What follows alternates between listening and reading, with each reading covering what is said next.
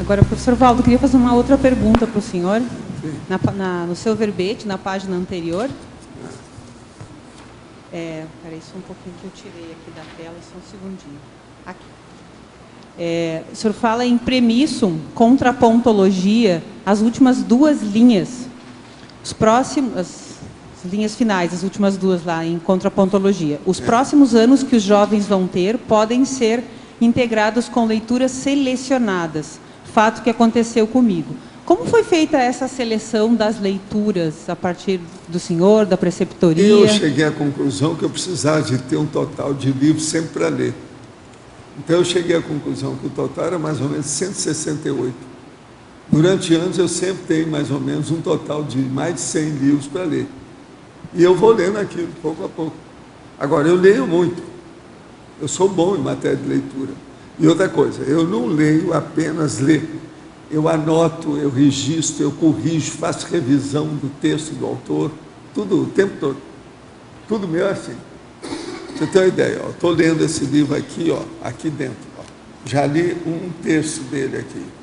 Se você for olhar, tem uma série de páginas, tudo com anotações minhas. Está cheio de anotações, página marcada, tudo isso. Mesmo aqui, está tudo marcado. E esse livro, o senhor vai até o final dele ou o senhor vai até um capítulo específico? Não, eu só vou ao final do livro se ele presta. Se não presta, eu paro na hora. Isso aí eu não perco tempo com bobagem. Se tem erro demais também, eu não vou perder tempo. A gente sabe como é que é. Esse aqui, por exemplo, não. Esse dicionário é fora de série. Outra coisa, o que eu estou lendo é um dicionário. Dicionário de sentenças latinas e gregas. Renzo Tosi, Martins Fontes. É um dos melhores livros que já foi traduzido no Brasil. Esse livro é fora de série, matéria de cultura.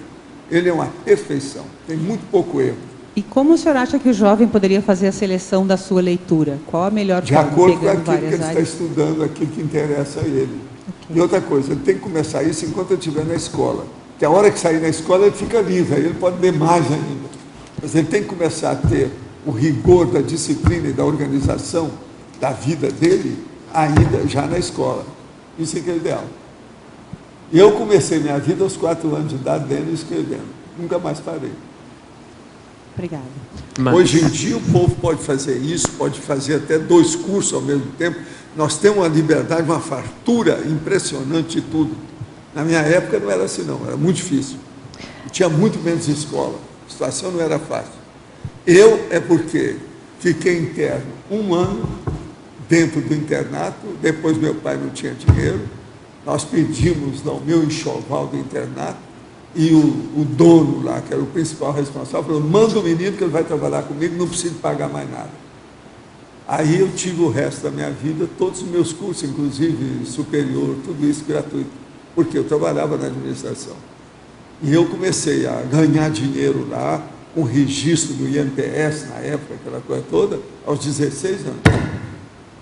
Quer dizer, eu fiz a minha vida acadêmica, de estudo, de tudo isso por minha conta.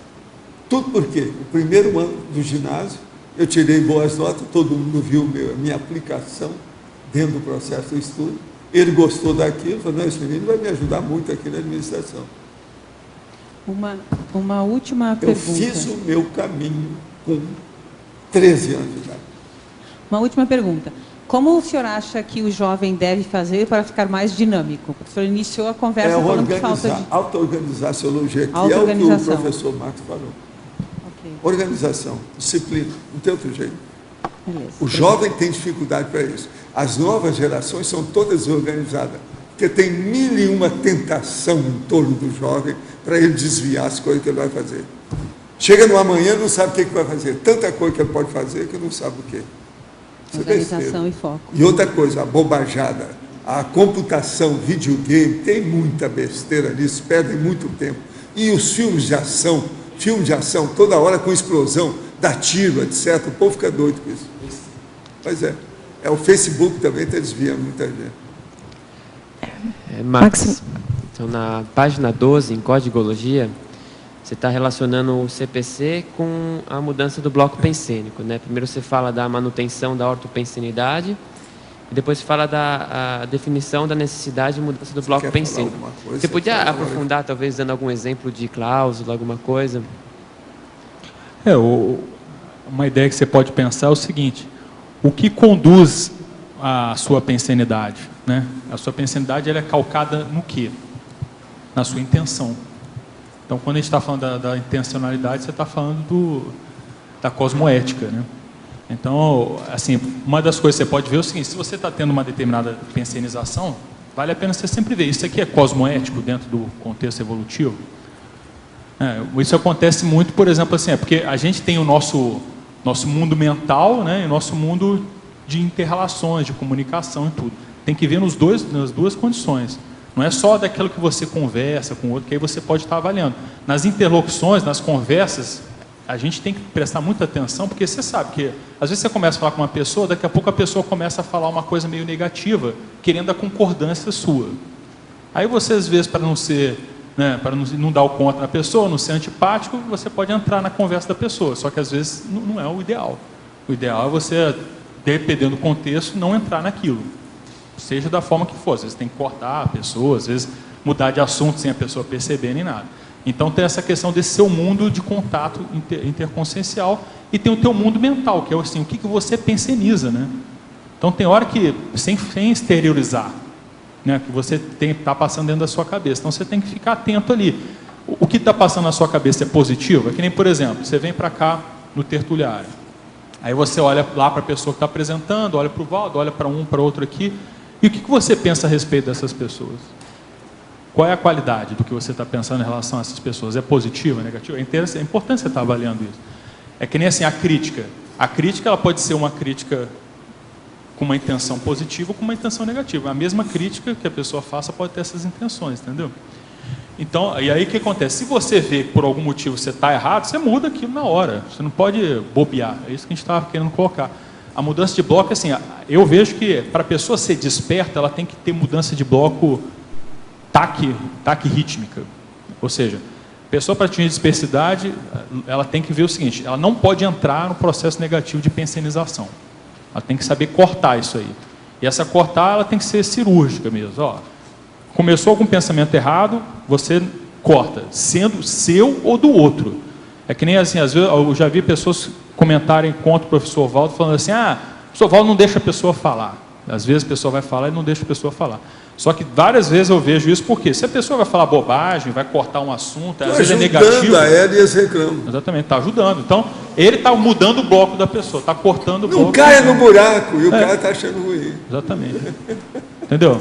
E só que da forma como o professor Valdo faz, ele faz de uma maneira acolhedora. Ele até fala grosso, mas a pessoa não se sente mal em geral. Né? A pessoa tem que aprender a fazer isso, né? Dar esse feedback, cortar a pessoa e a pessoa se sentir bem com você, né?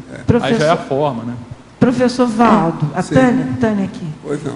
Nesse caso que o senhor corta a fala da pessoa, a pessoa sempre vai falar bobagem? Por exemplo, tem alguém que fez uma pergunta, às vezes ela vai desviou, fazer uma segunda. Às vezes ela desviou, falou besteira, ela não entendeu a situação. Então eu já procuro passar o carro na frente dos bois e expor a situação para aproveitar o tempo. Por exemplo, nós temos agora mais 6 minutos só aqui, vai ter que parar. Eu vivo correndo contra o tempo aqui. Se a pessoa começar a falar besteira, a tertúlia vai embora. Vai contra os outros que estão aqui, né? E outra coisa, cria um mal-estar, o povo não acha bom isso não. Max. Então, às vezes, a gente corta fora. Então, mas isso é cosmoético, né? Isso Ajudar é a coisa mais séria para ajudar a pessoa. A intenção é boa, ótima. Entende? Agora, eu já expus isso, que isso aí é técnica de redação, é técnica de docência, é um processo pedagógico. Um professor não deve deixar um aluno começar a falar besteira. Já pensou? O aluno chega aí e começa a falar bobagem sobre a zona boêmia. Eu vou deixar o cara falando besteira? Que bobagem é essa? Isso é técnica didática. É isso. E ó, banana para aquele que não entendeu, o problema é dele, não é meu. Dou um bananal para esse povo todo. O bananal, a banana que a gente dá, é inovação, para mostrar o processo. Nós estamos sabendo o que nós estamos fazendo. Eu não pareço, mas eu sou um cara sério. É isso que eu falo. Eu não pareço, mas eu sou um cara sério.